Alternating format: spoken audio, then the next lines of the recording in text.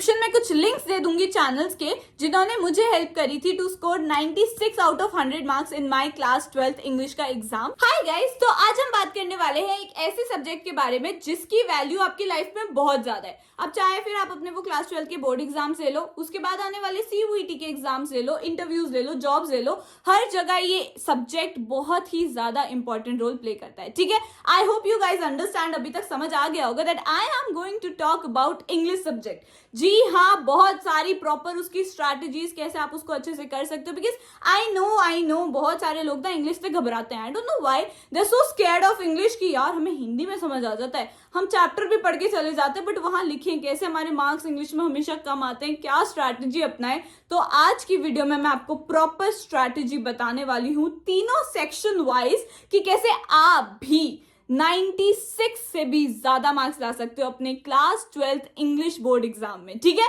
तो एंड तक वीडियो को जरूर देखना, काफी ज्यादा हेल्पफुल होने वाली है वीडियो, आपको भी बहुत ज्यादा पसंद आएगी बिकॉज मैं अलग अलग स्ट्रैटेजीज बताऊंगी। और पहले का जमाना ना बहुत अलग हुआ करता था, उस टाइम पे एकदम सीधा सीधा आपसे क्वेश्चन पूछ लिए जाते थे कि यार हाँ इसका मतलब बता दो, उसका मतलब बता दो, लाइक डायरेक्ट होते थे। ठीक है, बट अब ऐसे क्वेश्चंस आते हैं जिसमें आपको अपनी क्रिटिकल एनालिसिस, क्रिटिकल थिंकिंग करनी पड़ती है। ठीक है, आप सीधा सीधा सोचोगे यार मैं रट्टा मार के चले जाता हूँ समरी को, या एक हफ्ते पहले देख लूंगा सारे चैप्टर्स को, और फॉर्मेट मैंने रट्टा मार लिए राइटिंग के लिए, और लिटरेचर के लिए मैंने अपनी समरी रट्टा मार ली, एक बार को कैरेक्टर स्केच भी रट्टा मार लिया और मेरा हो जाएगा। अब ऐसा नहीं है, अब आपके आते हैं एक्सट्रैक्ट बेस्ड क्वेश्चन, एनालाइज करना पड़ता है आपको हर एक चीज को। ठीक है, आपके जैसे दो मीनिंग होती है, इफ यू डोंट नो, हर एक सेंटेंस की आपको दो मीनिंग दिखेंगी। एक होती है आपकी लिटरल मीनिंग, जो उसके एक्चुअली में आपको मीनिंग पहली बारी में पढ़ के आएगा, दूसरा आपकी हिडन मीनिंग। ठीक है, so you should understand the hidden meaning too. ठीक है, और जब तक आपको हिडन मीनिंग समझ नहीं आएगा तब तक आप क्वेश्चंस को अच्छे से घुमा फिरा के क्वेश्चन जो आएंगे उनको अटेम्प्ट नहीं कर पाओगे।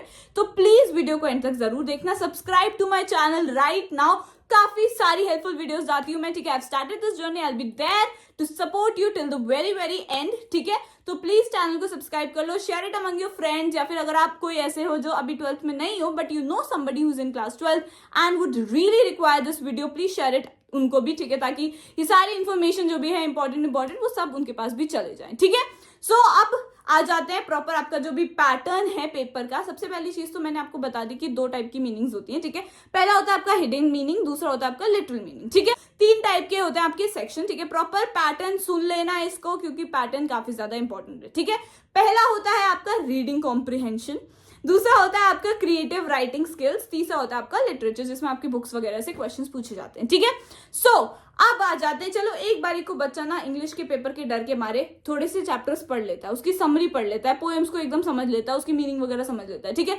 दूसरी बारी को एक बारी को राइटिंग वालों के वो फॉर्मेट्स देख लेता है, बट रीडिंग कॉम्प्रिहेंशन को कोई टच भी नहीं करता। ठीक है, दे लाइक ठीक है सैम्पल पेपर का रीडिंग कॉम्प्रिहेंशन कर लिया ना, हम कर लेंगे यार, वहां जाके देखा जाएगा, वहां तो अनसीन है ना, अनसीन पैसेज है, हमें क्या पता कैसा आएगा, तो वहीं जाके देख लेंगे क्योंकि ये तो हम बचपन से करते हुए हैं, we are very very very prepared about that. But नहीं, बचपन में क्या होता था कि आपको जो क्वेश्चन दिए गए हैं वही आपको सेम मिल जाते थे अपने पैराग्राफ में, आप लाइन ढूंढ देते थे और वही चेप देते थे कि हाँ इसका मतलब ये है। ठीक है, बट अब ऐसा नहीं करना है, we are grown ups now. ठीक है, अब आपसे ऐसे क्वेश्चन पूछे जाएंगे जिसमें आपको दिमाग लगाना पड़ेगा। ठीक है, पहले तो आपके दो टाइप के क्वेश्चन होंगे, कुछ आपके एमसीक्यूज फिलअप्स टाइप क्वेश्चन होंगे, कुछ होंगे कि आपको 40 वर्ड्स में या 30 वर्ड्स में, या मतलब 2 मार्क्स के होंगे बेसिकली क्वेश्चन, 40 या 30 वर्ड्स में इस लाइन का मतलब समझाओ। ठीक है, अब यहीं पर ही बच्चे कंफ्यूज हो जाते हैं। जो मैंने आपको सबसे पहले बताई थी दो, एक होती है लिटरल मीनिंग, एक होती है हिडन मीनिंग, आपने दोनों एक्सप्लेन करके आनी है। अगर आप सिर्फ लिटरल करके आ गए, मान लो आपने बहुत ही डीप थिंकिंग करके सिर्फ हिडन कर दी, नहीं मार्क्स मिलते हैं। ठीक है, भले ही 2 मार्क्स का है बट आपको एक्सप्लेन दोनों पहलू करके आने पड़ेंगे। आई वुड सजेस्ट कि प्लीज थोड़ी सी प्रैक्टिस अनसीन पैसेज की पहले से करके जाओ। ठीक है, ये मत सोचो कि यार ऑन द स्पॉट देख लेंगे और हमें मतलब लाइन देखनी है ये वो, ऐसे नहीं, आपने पहले पढ़ने हैं क्वेश्चंस। ठीक है, डोंट जस्ट जंप, ये मैं आपको CUET के लिए भी टिप्स दे रही हूँ, डोंट जस्ट डायरेक्टली जंप, सीधा आप चले गए हो अपने रीडिंग कॉम्प्रिहेंशन पे, ऐसा नहीं करना होता। You have to skim through the question सबसे पहले। ठीक है, आपने सारे क्वेश्चंस एक बार सिर्फ रीड कर लिए, उसके बाद आप आओ अपने रीडिंग कॉम्प्रिहेंशन में, देखो कहाँ कहाँ वो बातें करी गई हैं। ठीक है, जैसे आपका एक क्वेश्चन है कि इस लाइन को आपने 30 वर्ड्स में डिस्क्राइब करना है, वो लाइन ढूंढो कहाँ है, उसके ऊपर नीचे की लाइंस को रिलेट करते हुए कि उस पैराग्राफ का एक्चुअली में मतलब क्या बन रहा है। सिर्फ उस लाइन का मतलब नहीं होता है, वो पैराग्राफ का आपने मतलब देखना है, ठीक है। वही होता है डीप थिंकिंग, ठीक है। उस पैराग्राफ का मतलब देखना है, what was the state of the author या poet when he wrote that sentence, ठीक है। तो वो चीज सोचते हुए आपने अभी के सब अपने क्रिटिकल जो भी आपने एनालिसिस करी ऊपर नीचे के पैराग्राफ्स वगैरह से, देन आपको लिखना है। तो और रीडिंग कॉम्प्रिहेंशन करना है आपने सबसे लास्ट में। बच्चों को ये लगता है कि हम रीड कर लेंगे और आंसर दे देंगे सिंपली, बट ना यहीं पर ही बच्चे मात खा जाते हैं कि लिखना कैसे है, और लिखना नहीं आता है इसीलिए बच्चों के मार्क्स कट जाते हैं, ठीक है। क्योंकि आपको समझना पड़ेगा ना कि क्वेश्चन आपसे पूछ क्या रहा है और आप लिख क्या रहे हो, आपको अंडरस्टैंड करना पड़ेगा। You have to read the question twice. English में ना आपको थोड़ा सा घुमा के क्वेश्चन पूछा जा सकता है, ठीक है। तो आपको क्वेश्चन 2 बार पढ़ना है, उसके पैराग्राफ ऊपर नीचे आराम से देख लेना है, and then you have to move forward and write. Please stick to the limit जो गिवन है, 30 to 40 वर्ड्स गिवन है, तो प्लीज उसी पे स्टिक करो।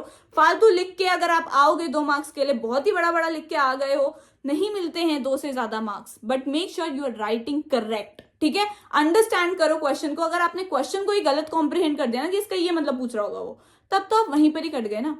तो अगर आपने क्वेश्चन को सही से कॉम्प्रिहेंड किया है, then only you will be able to write the right answer, ठीक है। ऑल्सो एज आई सेड कि आपके 2 टाइप के क्वेश्चन होंगे। पहला आपका एमसीक्यू होगा, ठीक है। दूसरा होगा आपका फुल लेंथ वाला क्वेश्चन, जिसमें आपको 30-40 वर्ड्स में कुछ आपको लाइन दे दी जाएगी, या फिर ये कह दिया जाएगा कि ये टाइटल क्यों दिया गया है इस रीडिंग कॉम्प्रिहेंशन का, क्या एसेंस बनता है उसका, आपको वो लिखना है। और जो एमसीक्यूज है ना, उसमें लाइक डायरेक्ट क्वेश्चंस आपके ये भी आ सकते हैं कि ये वर्ड है पूरे पैराग्राफ में यूज किया गया है 2-3 जगह, इसका सिनोनिम बता दो, इसका एंटोनिम बता दो, ठीक है। ऐसी चीजों का वर्ड आता है, ठीक है। ऐसी चीजों का क्वेश्चन आता है। ऑल्सो ये भी आता है कि अगर आपको कोई एक फ्रेज दे दिया, इसके अंदर की आप हमें फिगर ऑफ स्पीच देकर बता दो, ठीक है। And then I can assure you, अगर आपने थोड़ी ज्यादा प्रैक्टिस कर ली रीडिंग कॉम्प्रिहेंशन की, अनसीन पैसेजेस की, because this will also come in your CUET, ठीक है। और आपको ये करना है कि आपने सिर्फ पढ़ते ही रह गए हो, टाइम निकल गया हमारा पूरा, ऐसा भी नहीं करना है। You have to be quick enough. That is why I was saying, firstly, read the questions, then only come and jump to the reading comprehension. ठीक है? So ये चीज का करना.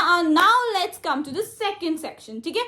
Which is the creative writing section. So basically जैसे कि हमारा होता है कि हाँ हम फॉर्मेट पढ़ के चले गए एक रात पहले, and we are like ठीक है हमने देख लिया किस टाइप के क्वेश्चंस आते हैं, फॉर्मेट तो हमें पता है, we'll write anything. ठीक है, नोटिस आ गया उसमें लिख देंगे दिस इज टू इन्फॉर्म ये फॉर्मेट हमें पता है, बॉक्स बना दिया हमने, हो जाएगा हमारा, ठीक है। दूसरा हमारा लेटर, ये द प्रिंसिपल, ये वो कुछ भी जो भी है, द म्युनिसिपल कॉर्पोरेशन, किसी को भी हमने लेटर लिख दिया, हमारा हो जाएगा। बट फॉर्मेट्स का ध्यान रखना बिकॉज उसके मार्क्स हैं, ठीक है। सो आपने वो वाले मार्क्स तो देखो फ्री फंड के मार्क्स हैं, तो एटलीस्ट हम उनको तो ना गवाएं, ठीक है। फॉर्मेट के मार्क्स हम आराम से ले ले, तो इस चीज का ध्यान रखना। Also if you have seen the current sample paper ना, उसमें देयर आर सम क्वेश्चंस जो थोड़े से मुश्किल है, ठीक है। लाइक इसी में क्रिएटिव राइटिंग का ही मैं बात कर रही हूँ, जैसे पहले आता था पॉल्यूशन के बारे में लिख दो, वाटर पॉल्यूशन, एयर पॉल्यूशन हो रहा है, और वो क्या कहते हैं डिफॉरेस्टेशन हो रही है, ग्लोबल वार्मिंग हो रही है, दुनिया में करप्शन बढ़ रहा है, ये सभी सिंपल से ऐसे आते थे कि इनके बारे में लिख दो भैया तुम आर्टिकल। बट अब थोड़ा सा मुश्किल आएगा, ठीक है। इतना इजी नहीं आता है, अब थोड़ा सा मुश्किल आता है, और उसी के लिए तुम्हें ना कीवर्ड्स दिए जाते हैं, ठीक है। एक बॉक्स में हिंट्स या जैसे कीवर्ड्स कह सकते हैं, की पॉइंट्स कह सकते हैं, वो आपको दिए जाएंगे एंड आपको उनके अकॉर्डिंग लिखना पड़ेगा, ठीक है। So make sure your whatever you are writing, be it report, be it article और anything, it revolves around those keywords, ठीक है। आपको एग्जैक्टली सिर्फ उतना सा ही नहीं लिखना है, उन्हीं से सेंटेंस नहीं बना देना है, आपने अपने पॉइंट्स लेने हैं कि you should revolve around those keywords, ठीक है। अब आपने अच्छी वोकैबुलरी यूज करनी है, that is why I am saying if you practice ना डबल, और अगर आपने एक बार देख लिया कि अच्छा आर्टिकल्स ऐसे लिखे जाते हैं, इस टॉपिक पे ऐसे लिखे जाते हैं, if you have seen the samples is well, ठीक है, कि आपको अगर ये क्वेश्चन आएगा तो आपको इसमें ऐसे टाइप का आर्टिकल लिखना है, तो आप थोड़ा सा अगर उसको भी स्किम करते हो तो आपको एक आइडिया मिल जाएगा कि what level does the examiner expect, because we are in class 12th यार, वी हैव टू राइट अच्छे से, ठीक है। सो ये चीज आप देख लेना, एक बार आपको रीड कर देना चाहिए, go through the sample papers, go through the different kind of question, जिसमें आपको ना साथ में सैम्पल भी गिवन हो, ठीक है, लाइक जो सॉल्व्ड हो सॉर्ट ऑफ, आपका ये आर्टिकल है, नीचे आर्टिकल का सैम्पल भी गिवन है, सो दैट यू अंडरस्टैंड कि आपने इसमें कैसे लिखना है, ठीक है। आप पहले खुद लिखो, फिर उसको कंपेयर करके देखो कि आप कैसे और अपने आर्टिकल को या फिर जो भी आपका रिपोर्ट है या कुछ भी उसको बेटर कर सकते थे, ठीक है। सो ऐसे आपने प्रैक्टिस करनी है अपनी राइटिंग स्किल्स की, ठीक है, और प्रैक्टिस करो एक्चुअली में। If you are not that great in English ना, you should definitely practice. And अभी से बता रही हूँ ये चीज, लिटरेचर आने से पहले मैं बता रही हूँ ये चीज, सीयूईटी के टाइम पे आपको डबल मेहनत ना करनी पड़ी, अभी से टाइम देना शुरू कर दो। I know we all think यार अभी तो हम अपने जो कोर सब्जेक्ट्स हैं, हमारे जो मेन 3 सब्जेक्ट्स हैं, हम उन पर पढ़ाई करेंगे, उन पर फोकस करेंगे, इंग्लिश इज समथिंग जो हम बाद में देख लेंगे, अभी हमारे पास वैसे ही टाइम कम पड़ रहा है, अब हम इंग्लिश को भी दे देंगे। But you have to give, ठीक है। एटलीस्ट 30 से 45 मिनट्स अपने आप डेली के निकालने शुरू कर दो और पढ़ना शुरू कर दो, ठीक है। अगर आप इतने से ही डेली निकाल लोगे ना तो आपके बढ़िया मार्क्स आ जाएंगे जब आपका पेपर होगा इंग्लिश का, ठीक है। आप थोड़ा सा इंग्लिश को भी इंपॉर्टेंस दो, साइडलाइन मत करो। हम बहुत ज्यादा करते हैं इस चीज को और बाद में हमें रिग्रेट होता है। हमारी परसेंटेज डाउन हो सकती है जस्ट बिकॉज ऑफ इंग्लिश, और इंग्लिश के मार्क्स जरूर लगते हैं, ठीक है। सुनो, whenever you are writing something, be it article या कुछ भी, मतलब ऐसे लिख रहे हो आप फ्यूचर के लिए भी, I am telling you guys, तो हमेशा किसी चीज के ना positive negative pros cons consequences सब कुछ लिख के आना होता है एंड देन एंड में कंक्लूड करना होता है, ठीक है। सो ये चीज मुझे भी बताई गई थी, that is why I am forwarding it to you guys as well, you also forward it to your juniors and ऐसे ही चलती रहेगी chain. Now let's come to the third section and the last section of our English paper which is literature. तो literature तो चलो फिर भी मैं कहूंगी कि लोग थोड़ा सा पढ़ लेते हैं इंग्लिश के डर के मारे, ठीक है। लाइक समरी ही पढ़ते हैं, कैरेक्टर सेच पढ़ लेते हैं, कुछ लोग चलो स्टोरी भी पढ़ लेते हैं। But if you are somebody जिसने अभी तक भी इस सिचुएशन में भी इंग्लिश की बुक खोल के खुद से रीडिंग नहीं करी है, चैप्टर की एक एक शब्द नहीं पढ़ा है, what are you doing? Start कर दो। It is just like story यार, तुम स्टोरी पढ़ रहे हो, अच्छा लगता है यार। देखो, आई नो कि reading novels and reading your story of the syllabus is different, but story यार, अच्छी है चैप्टर्स। आई वुड सजेस्ट कि पढ़ो, अच्छे से पढ़ो, एक एक लाइन समझो। ऑल्सो मैं डिस्क्रिप्शन में कुछ लिंक्स दे दूंगी चैनल्स के जिन्होंने मुझे हेल्प करी थी to score 96 out of 100 marks in my class 12th English का एग्जाम, ठीक है। तो आप लोग भी उसे चेक कर लेना, आपको भी काफी ज्यादा हेल्पफुल वो लगेगा, ठीक है। अब अगर आपने अभी तक स्टोरी नहीं पढ़ी है तो सबसे पहला काम तो आपका यही है कि स्टोरी पढ़ो, एक एक लाइन को समझो, उसकी मीनिंग जहां पे आपको समझ नहीं आ रही है, अगर आपको कोई लग रहा है कि यार ये लाइन तो बहुत ज्यादा इंपॉर्टेंट है, उसको मार्क कर लो, बिकॉज हो सकता है कि उससे एक्सट्रैक्ट वाले क्वेश्चंस आ जाएं। इस बार बहुत ही बढ़िया पैटर्न चला है एक्सट्रैक्ट वाले क्वेश्चंस का। पोएम में तो होता था ये पहले से, बट अब ना ऑथर वाली मतलब जो चैप्टर्स हैं उनकी लाइन उठा के डाल देते हैं, पूछते हैं कि ऑथर ने ऐसा क्यों लिखा होगा, what is the mindset behind the same, ठीक है। तो आपने ध्यान रखना है कि आपको ये चीजें समझ आ रही हैं, ठीक है। As I have already told you, हर एक लाइन का लिटरल एंड हिडन मीनिंग आपको पता होना चाहिए, ठीक है। अब आपको कैसे पता चलेगा ये लाइन इंपॉर्टेंट है या यहाँ पे क्वेश्चन आ सकता है? इसके लिए you have to tell the stories. एक बार आपने पढ़ ली, देखो this is my personal suggestion, ठीक है, this will help you guys as well. आपने एक बार स्टोरी पढ़ ली, अपने फैमिली में कोई छोटा बच्चा है, ठीक है, छोटे बच्चों को बहुत ज्यादा इंटरेस्ट होता है स्टोरी सुनने में, ठीक है। या फिर अगर छोटा बच्चा नहीं, कोई भी फैमिली मेंबर है, उसको आप ये स्टोरी सुनाओ, ठीक है, कि मैंने ये पढ़ा है। जब वो ना छोटा बच्चा आपसे क्वेश्चन करेगा, यार यहाँ पे ऐसा क्यों हुआ, ऐसा क्यों नहीं हुआ, तब आपका दिमाग खुलेगा, आपके दिमाग की बत्ती जलेगी कि हाँ यार ऐसा क्यों हुआ, ऐसा क्यों नहीं हुआ। तो ऐसे ही आपको मतलब स्टोरी तो पता है कि स्टोरी में ये हुआ, but why not that and why this. तो ये जो छोटे छोटे क्वेश्चंस पूछते हैं ना, वहां पे कंस्ट्रक्टिव क्रिटिसिज्म आता है, ठीक है। वहां पे आपको समझ लगेगा कि यार क्यों, कैसे हुआ, कैसे नहीं हुआ है, क्या ऑथर की थिंकिंग होगी वो चीज के बिहाइंड, और मतलब उससे जो ना आपसे काफी ज्यादा हेल्पफुल होगा, ठीक है। ऑल्सो आपने एक एक चैप्टर पढ़ लिया, उसके बाद आपने बनाना है उस चैप्टर का, उस पर्टिकुलर चैप्टर का 1 पेज का mind map, as simple as that, ठीक है। माइंड मैप काफी ज्यादा इंपॉर्टेंट होते हैं, उसको ना आपने बस एक दिन पहले खोलना है, आपने देखना अच्छा ये है, ठीक है, डन, ठीक है। ये आपने जरूर करना है। माइंड मैप आपको हर सब्जेक्ट हर चैप्टर का बनाना है। In fact I would say her subject पे बनाना चाहिए, ठीक है, बट इंग्लिश का आपने हर एक चैप्टर का बनाना है। पोएम्स के लिए प्लीज प्लीज प्लीज जो वो कहते हैं, क्या कहते हैं, फिगर ऑफ स्पीच, उसका आपने ध्यान रखना है, ठीक है, कहाँ पे मेटाफर है, कहाँ पे आयरनी है, क्योंकि बहुत सारी हैं। उसके बाद आपने दूसरी चीज का ध्यान रखना है, इस जो चैप्टर का टाइटल है या जिसको हम नेम ऑफ द चैप्टर कहते हैं, वो ऐसा क्यों है। इस बारे में बहुत सारे क्वेश्चंस आते हैं, जैसे कि if I give you an example of the like, और लिटरल और हिडन मीनिंग का भी आपको यहाँ पे समझ आएगा, जो मैं पहले कह रही थी कि जैसे जो चैप्टर हमारा द रैट ट्रैप, उसमें ना एक्चुअली में लिटरल मीनिंग इज कि जो माउस वगैरह का ट्रैप्स होता है वो, ठीक है। हिडन मीनिंग इज जैसे हम इंसान ग्रीडी हो जाते हैं ना, पैसा देख के मोह हो जाता है हमें पैसा देख के, that is also a trap for the humans, that is the actually literal, तो आपको समझ आ गया माउस वाला है, बट हिडन मीनिंग जो है वो ये है कि इंसान ग्रीडी हो चुका है और वो ट्रैप में फंस चुका है, just like a mouse trap. जैसे माउस फंस जाता है लालच के कारण उस ट्रैप में, वैसे ही इंसान फंस चुका है। तो समझ रहे हो, मतलब थोड़ा सा आपको आइडिया लग गया होगा कि हिडन मीनिंग है यार वहां पे इतनी सारी। तो ऐसे ही ना टाइटल्स का भी आपने देखना है कि उस टाइटल का मतलब उस पर्टिकुलर चैप्टर का ये टाइटल क्यों है और इसका क्या मतलब बन रहा है, वहां पे क्या एसेंस बन रहा है, ऑथर ने क्या सोच के वो रखा होगा, ठीक है। अब उस टाइम पे तो आपको लगेगा वो रैट ट्रैप सेलर था, ये था वो था, बट उसका असली मतलब भी कुछ और है, हिडन मीनिंग कुछ और है। अल्टरनेट एंडिंग वाले पे भी बहुत ज्यादा क्वेश्चंस आते हैं, जैसे डीप वाटर में उसने तो ओवरकम कर दिया था अपनी फियर को, बट अगर वो नहीं कर पाता तो कैसे उस चीज को हैंडल करता ऑथर, ठीक है।